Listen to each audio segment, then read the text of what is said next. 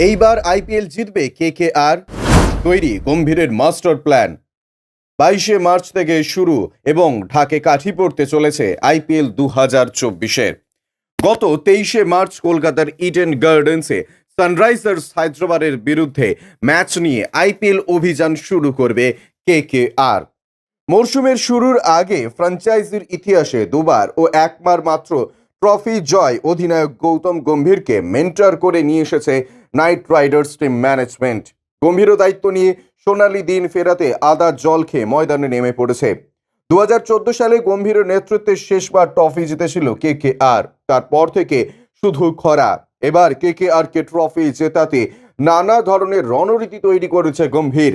একটা মাস্টার প্ল্যানও তৈরি করেছেন গৌতী। আইপিএল আগে মুম্বাইতে কেকেআর একাডেমিতে শুরু হয়েছে নাইটদের অনুশীলন। শিবির সূত্রের খবর 15ই মার্চ থেকে কলকাতায়